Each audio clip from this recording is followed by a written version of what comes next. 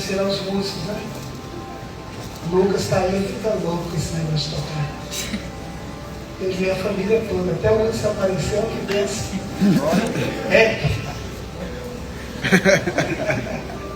O Eric é o mais tímido da turma, né? Enoque, os jovens estão aqui, o Thiago, meu filho, esse último que cantou aqui, é meu, como é que diz? O último? Caçula. Liga não, o pastor tem 52 anos, caminhando para 53, viu? Então, de vez em quando dá um chute aqui na cabeça. Vamos ler em nome de Jesus? Glória a Jesus. Vamos ler a partir do verso de número 4. Era necessário passar por Samaria. Assim chegou à cidade de Samaria, chamada Sicar, perto das terras de Jacó, dera ao seu filho José. Havia ali um poço de Jacó. Jesus, cansado da viagem, sentou-se à beira do poço. Isso se deu por volta do meio-dia. E nisto veio uma mulher samaritana tirar água. Disse Jesus: dei-lhe um pouco de água. E os seus discípulos tinham ido à cidade comprar comida. E você diz amém. Amém. Glória a Deus. Presta atenção aqui, queridos. O tema que o Marcelo Dourado, né? É muito forte, né? Marcelo Dourado. Graça desse nome, viu, profeta? Dourado eu roubei da mulher. Hã? Dourado eu peguei da mulher. Mas é benção também. É uma socada. Missionária Yolanda, é isso? É isso? Mãe do nosso jovem Enoque. E agora a Mix está com a gente lá também. As netas estão lá, o genro. Amém? Está tudo lá no Ministério Cruzada, somando o Arthur Anderson. Eu vou lembrar. Calma que eu vou lembrar. A Késia, porque a outra Milena Késia, eu associo as duas. E a Késia está com a gente também. Luiz Fernando prega muito, viu? Eu estou tímido aqui, viu, amigo? Subir nesse altar para pregar diante do Fernando aqui é prova. Então, queridos, vamos para o assunto que foi dado. Ele me convidou, fez um vídeo. Eu falei, meu Deus, sou tão pequenininho, por que ele fez tanta propaganda desse jeito? E ele me deu um tema. Como você ficaria ou você agiria se estivesse de frente com Jesus? Eu quero falar alguma coisa nessa noite de alguns personagens da Bíblia que se encontraram com Jesus. Eu vou ser bem sucinto, porque eu entendo que quando a pessoa encontra com Jesus, a vida dele muda. Se não mudou, precisa passar pelo processo de Cristo, pela transformação. Porque aquele que está em Cristo, nova criatura é. As coisas velhas se passaram e tudo se fez. Então, queridos, eu entendo que o Senhor nos trouxe aqui nessa noite, porque com certeza Ele quer continuar falando conosco. Com certeza Jesus, Ele já transformou as nossas vidas, e se não transformou, você vai sair daqui hoje transformado pelo poder do nome de Jesus. E o Senhor nos trouxe aqui, e Ele está pronto para transformar as nossas vidas. E eu olho para as Sagradas Escrituras, o primeiro que nós vemos foi esta mulher.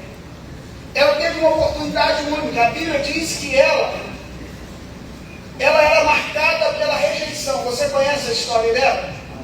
Quando ela tem um encontro com Jesus, ela começa a dialogar com Jesus, ela começa a criar barreiras, falando: "Se tu, judeu, e vem falar comigo, uma mulher samaritana." E eu observo que essa mulher, ela tinha algumas marcas na vida dela. Tanto é que a hora que ela ia ao poço não era uma hora comum. Ela ia quando ninguém poderia ir, ela estava só. A Bíblia diz que foi necessário Jesus passar por Samaria.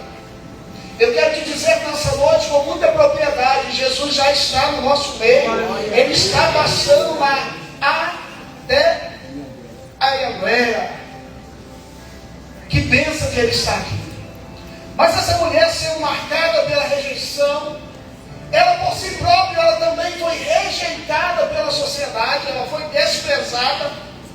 E eu imagino que ela vivia uma vida vazia. Por onde ela passava, alguém apontava ela. Lá vai a mulher de 5 maridos e agora tem 6.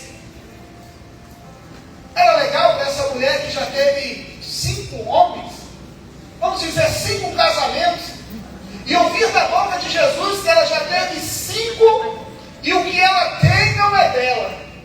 Já pensou isso, querido? Como é que era a consciência dessa mulher? O que ela fazia para preencher este vazio que estava dentro dela? Eu sei que muitas vezes nós tentamos preencher esse vazio que está dentro de nós com qualquer outra coisa. Mas eu tenho uma notícia para você. O vazio que está dentro de você é o tamanho exato de Jesus que pode preencher por completo a sua vida. Amém? E quando eu olho, querido, essa mulher buscando vários relacionamentos fracassados, uma mulher que perdera o marido, não sei se eram os maridos que abandonavam ela, ou se era ela que terminava com o marido.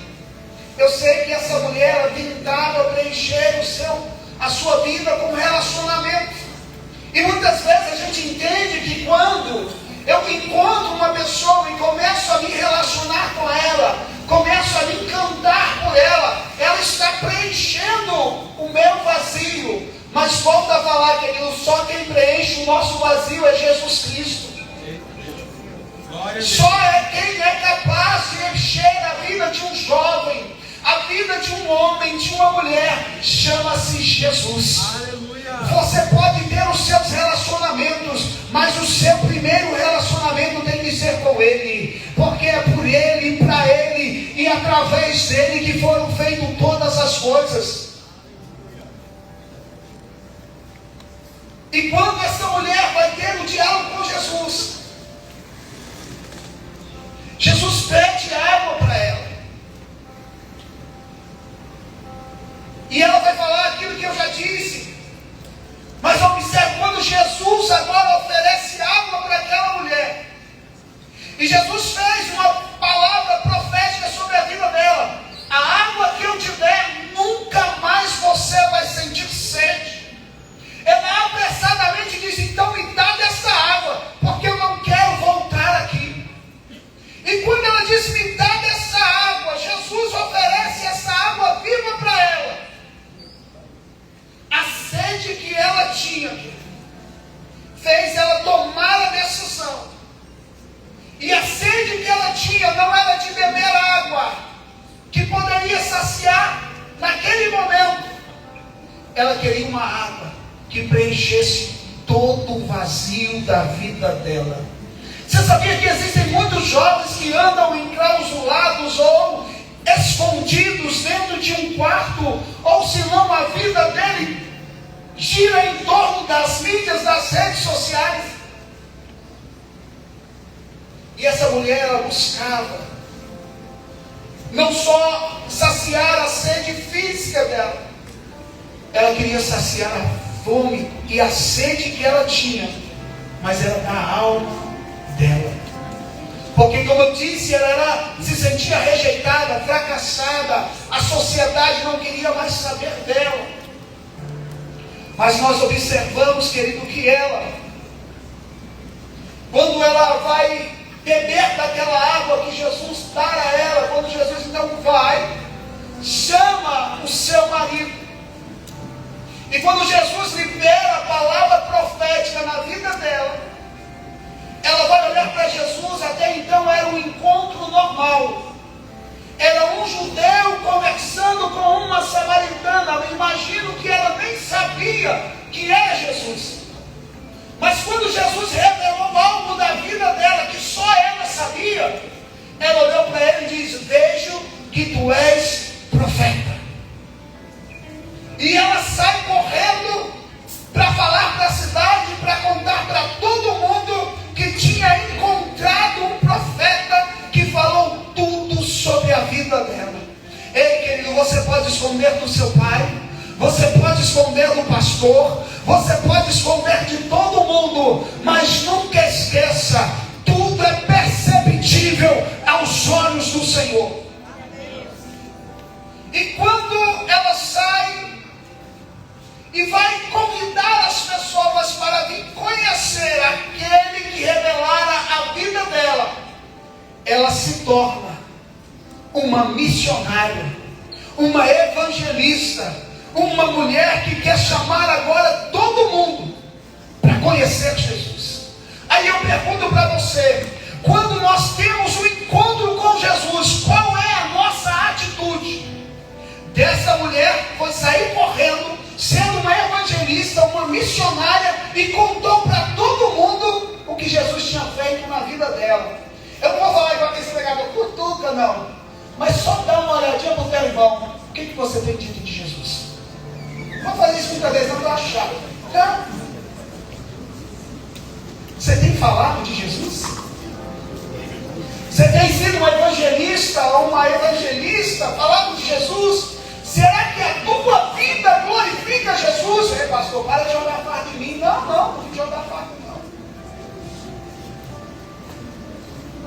Eu só quero te dizer nessa noite, para que você entenda, não importa a maneira que você chegou aqui, não importa como você adentrou nessas portas. Essa mulher, ela chegou diante de Jesus cansada, rejeitada, fracassada, frustrada, mas ela saiu dali com água viva. E Jesus nessa noite está olhando para mim e para você, e está dizendo, talvez você está cansado, talvez você está frustrado, talvez você está triste, talvez você está deprimido. Jesus quer colocar essa água na sua vida, para nunca mais você ter sede das coisas do mundo. E você precisa entender que hoje Jesus quer nos dar essa água viva. Eu quero falar que quando nós encontramos com Jesus, Ele faz o impossível, Ele restaura o impossível. Prova-me como, pastor? Quando eu olho para aquele cego de Bartimeu, em Marcos capítulo 10, ele começa a clamar, ele começa a dizer para o Senhor, se tu podes, Jesus, filho de Davi, tem misericórdia de mim. Para ele era impossível voltar a enxergar. Mas a atitude dele, esse encontro com Jesus, Jesus vai restaurar a visão dele. Quando ele vê aquela questão, e essa atitude de clamar, falar, ele foi curado. Você sabe o que mundo quer, Jorge? Se alguém chega perto de você e fica olhando no teu olho e fala logo, se embucha. O que tu quer comigo? Mas ele só olha, ele só fica olhando para você. Qual a sua atitude? Ou você dá as costas, ou você sai, ou você começa a perguntar, e aí? Por que você está me olhando? O que está acontecendo? Mas nós olhamos, querido, para esse cego Bartimeu. Quando ele clama a Jesus, quando ele busca o Senhor, ele recebe a cura imediata. Pastor, fala mais de alguém. Quem não lembra daquela mulher do fluxo de hemorrágica? Quem não lembra? Todo mundo lembra. A Bíblia diz que ela sofria 12 anos, mas ela vai encontrar para Jesus aquilo que a medicina não pode fazer, aquilo que os haveres dele, a Bíblia diz que ela gastou todo o dinheiro, mas ela tomou uma atitude. Ela disse, então somente eu tocar no vestido ou na orla de Jesus, ou seja, tão somente se eu for ao encontro dele, aleluia, eu serei curada. Aleluia. A atitude dela vai levar ela, querido, a ser curada. A fé daquela mulher vai levar ela a ser curada. Tanto é que ela enfrenta a multidão. E diga-se de passagem, querido, que uma mulher, quando estava nesse fluxo, ela era tirada da sociedade, ela era colocada em um lugar, 12 anos, ela não conseguia voltar para casa, ela estava solitária, ela via as pessoas vindo e saindo, e ela não conseguia. Mas um dia ela disse, olha, eu vou correr risco de morte, mas eu quero encontrar com Jesus, eu quero tocar nele, e eu quero receber a minha cura. E a Bíblia diz para ela assim: a sua fé te curou. Quando eu olho para essa guerra de estruturas, eu vou olhar aquele endemoniado, o gadareno. Quem se lembra dele, de Gadara? A Bíblia diz que não, ele vivia afastado da família. Ele estava num lugar onde ele, nem correntes, nada poderia segurá-lo.